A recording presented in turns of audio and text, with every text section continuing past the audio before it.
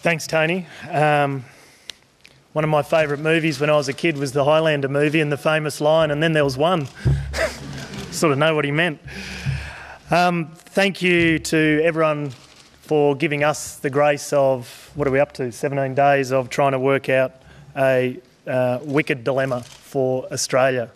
And like Tony, I would also like to very much thank the good faith and good nature of the negotiations that have taken place between Julia Gillard, Tony Abbott and Tony Windsor, myself and Bob Katter. They would both be good Prime Ministers. There is no question about that. And if anything, that has made this decision all the more difficult for me, and I think on behalf of both of us and for Bob as well, a more difficult decision. They both, in this parliament, where it will be a different parliament, will contribute fantastic things for this country. And I hope, whichever way this ends up going, that they renew their friendship, they talk and they do work together as much as possible in the national interest. It does matter. Also, can I say some thanks for some other people who've been involved. Bob Brown, Nick Xenophon and various senators have been involved. New colleagues in the lower house, Andrew Wilkie, Adam Bant and Tony Crook. This will be a different parliament. They all have contributed in various ways, and even some long-term members and senators. I'd even thank Bill Heffernan today. He is a good man, fundamentally, and and I'm not supporting that. And again, that's what makes the journey of the last 17 days tricky, and the decision we've had to make difficult. I wanted to start by saying what this decision is not. I want to be very clear and upfront that this is not a mandate for any government. We should have a great big swear jar in this building for the next 3 years, and that if anyone uses that word mandate, they should have to chip in some money. This parliament is going to be different. No one party has dominance over the executive or the parliament. That is a reality of the way we're going to do business for the next 3 years, and that is a good reality. So it is not a mandate for anyone, nor is it an endorsement of anyone, of any philosophy, of any brand, of any campaign. In fact, in the discussions we've had over the last couple of weeks, I think I can speak on behalf of the three of us, now two of us, that we have generally come to a pretty similar conclusion that I suspect plenty of people who went into the ballot box on the August 21st had, and that was being thoroughly unimpressed with the state of play of major party politics in Australia today. We are no different in that, and again, that has made this a difficult decision to make. I also emphasise that we are all proud and strong independents. In fact, that's why there's all this interest in us. We do value our vote in the parliament, and our communities recognise that, and we will commit to maintaining as much as possible full voting rights on all issues before the parliament. That is important to us and the way we represent our community and represent our country through the parliament.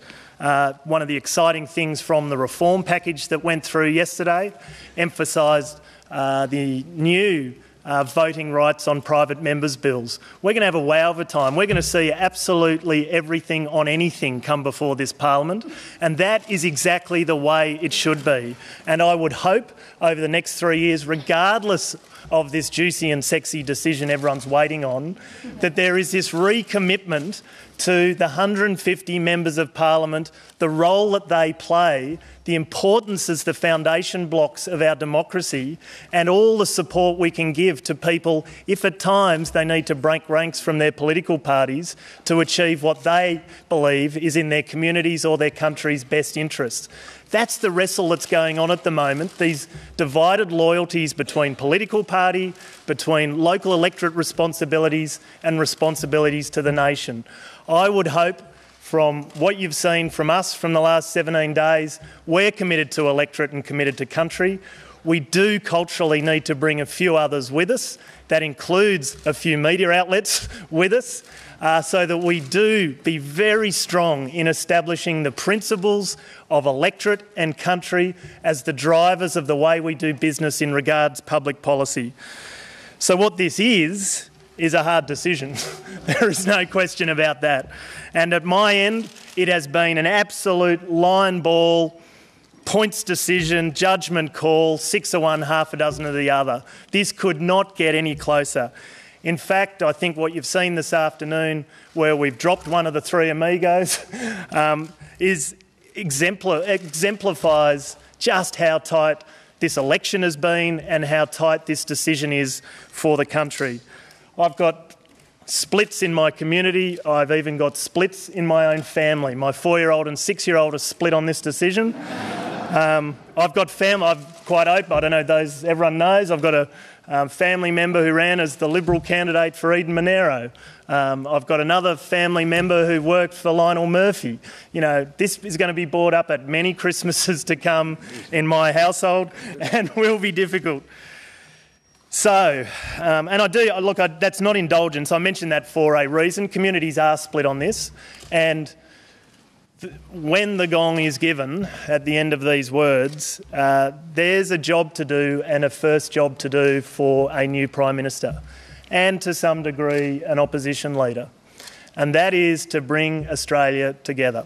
It has been 17 days where there's been lots of interest in this creeping number count.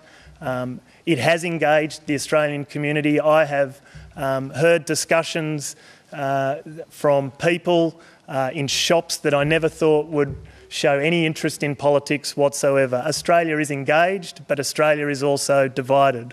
And so I would plea that the first job is to not have a unity government, but if we can have a country that as much as possible unifies on the back of this decision, then that is a good first job done. The framing of this decision then is an important point that I want to make as to how I drew my conclusions. My job description is to represent my electorate and represent my country through the Parliament. It is in those two best interests that I work. This 2.5 week period has really asked me to drill down on my own comments in regards to what I mean by this best interest test. That has required a lot of thought. It is not shaped around this political party prism that I continue to see some media outlets report. It is something a lot deeper than that, and it is back to those words, I think, around stability and outcomes. That is the best interest test of this decision. In regards to stability, we can drill down on, in my view, 4 key areas. The raw numbers on the floor of the House, that has crept, and it looks like regardless which way we go, it'll be negated. So I don't even need to raise that point because it's either going to be 75-75 or 76-74. But that was part of the decision-making process. The Senate is also, and we've been quite public about this, the role of the Senate, the relationship with the Senate has been an important consideration in regards to stability. The point that Ted Mack has been making publicly has been, I think, a fair point and one to consider. And in regards to stability, which party has more to gain in working with us and working with the crossbenchers as compared to which party will try and knife us and go to the early polls. And that is the 4th point, which I think is the important point. And Tony did make mention of it. Which of the parties will try and keep this Parliament running for as long as possible? If we are talking about stability, that has been a key consideration at my end as to how we can do our bit for the Australian people and keep this Parliament alive for as close to 3 years as possible. So that's the stability thinking. Then we get on to the outcomes thinking. I did not try and just make it all about today and my wants and needs. This was a decision through what I call the eyes of my children test, the eyes of kids from Dungowan and Nundle and other schools. This is the 20-year decision.